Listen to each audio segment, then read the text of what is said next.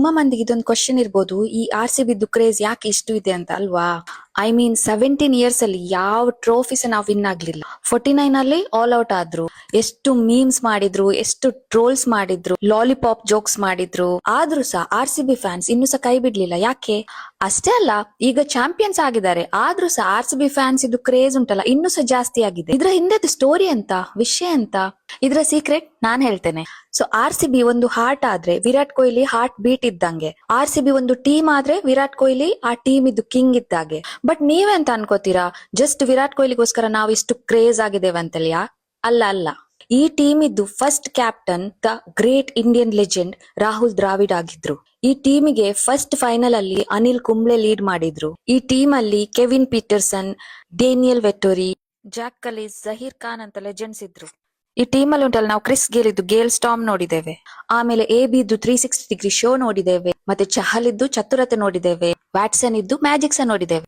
2016ರಲ್ಲಿ dream season ನೋಡಿದ್ದೇವೆ, ಮತ್ತೆ 2019ರಲ್ಲಿ night mares ನೋಡಿದ್ದೇವೆ. ಅಷ್ಟೇ ಅಲ್ಲ, ಎಷ್ಟೋ ಜನ ಉಂಟಲ್ಲ ಒಂದು ಸೀಸನ್ ಅಲ್ಲಿ 1000 ರನ್ ಮಾಡ್ಲಿಕ್ಕೆ ಪರದಾಡ್ತಾರೆ.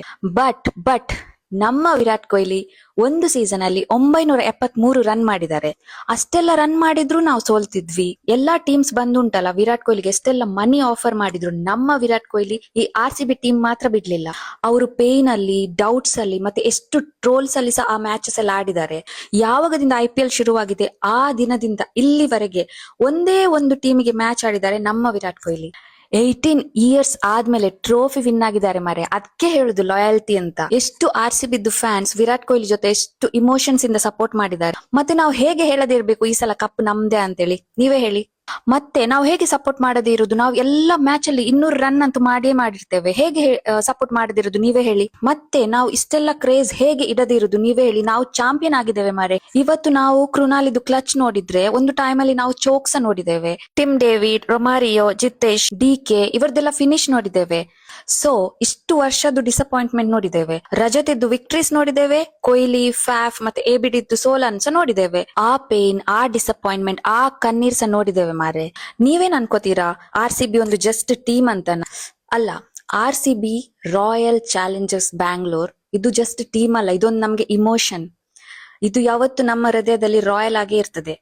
ಟ್ರೋಫಿ ನಮ್ಮ ಹತ್ರ ಒಂದೇ ಇರೋದು, ಮುಂದೆ ತುಂಬಾ ಟ್ರೋಫಿ ಬರ್ಬೋದು ಆಯ್ತಾ. ಬಟ್ ಈ ಲಾಯಾಲಿಟಿ, ಈ ಲವ್, ಈ ಮ್ಯಾಡ್ನೆಸ್, ಈ ಕ್ರೇಜ್ ಉಂಟಲ್ಲ ನಮ್ಗೆ ಯಾವ ಟ್ರೋಫಿಯಿಂದ ಸಹ ಸಿಗಲ್ಲ ಮಾರೆ.